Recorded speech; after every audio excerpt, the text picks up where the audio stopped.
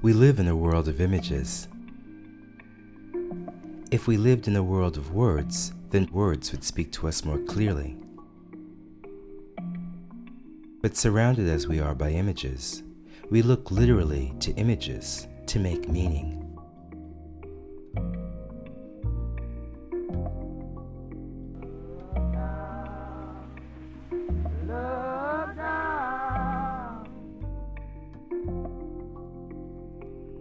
From the beginning, photography in America was used as a tool to maintain the status quo of slavery.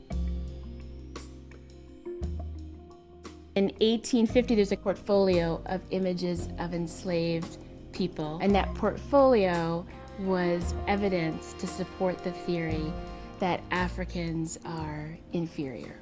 Stripped of their identity and dignity, slaves had no control over how they were portrayed. But a former slave, Sojourner Truth, decided to use her image as a weapon to bring down slavery.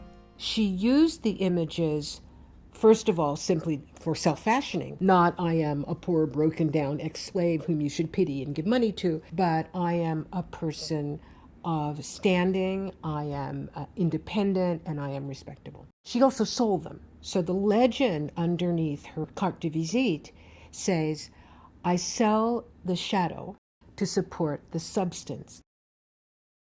Even though slavery was over, America was not yet ready to see blacks as authors of their own image.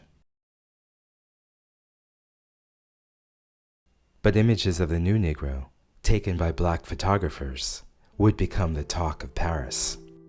The point of this exhibit was to show the progress of African Americans since emancipation, and it was an extraordinary achievement. So this is the beginning of looking at photography in an art form as well as a social tool. People who had just been released from slavery were coming into their own. The new Negro had a period of seeing themselves move forward, owning businesses, seeing their lives outside of the stereotype of what it meant to be black.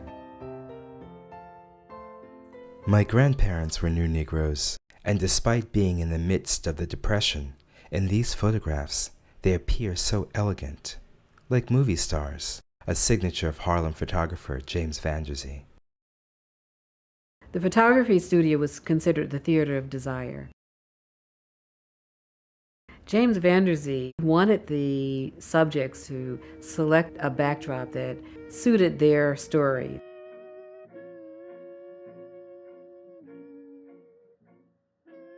He created a visual narrative about black life and helped the subjects imagine their lives. But outside the black studio, mainstream photography perpetuated old stereotypes and used the camera as a tool for terror. Well, it's one thing to lynch a person, but where you really get the terror is in the mass-mediated display. The photograph, the postcard.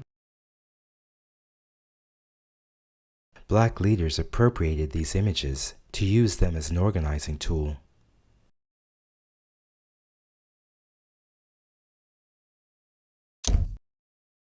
Once again, black photographers were in the vanguard, using images to counteract the negative and spur people to fight for their civil rights.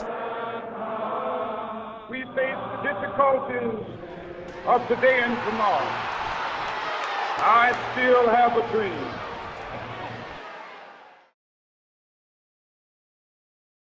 I felt that this was an opportunity to photograph these people because I just felt it was our history happening. I consider myself to be an imagist. I'm a photojournalist. I am a professional photographer. I'm an artist. This is what I do. I'm trying to redefine the visual document of what we look like for ourselves, fundamentally. On my side, I can say, wait a minute, I can change this. I can inject some of my people into these scenarios and have it resonate in my community.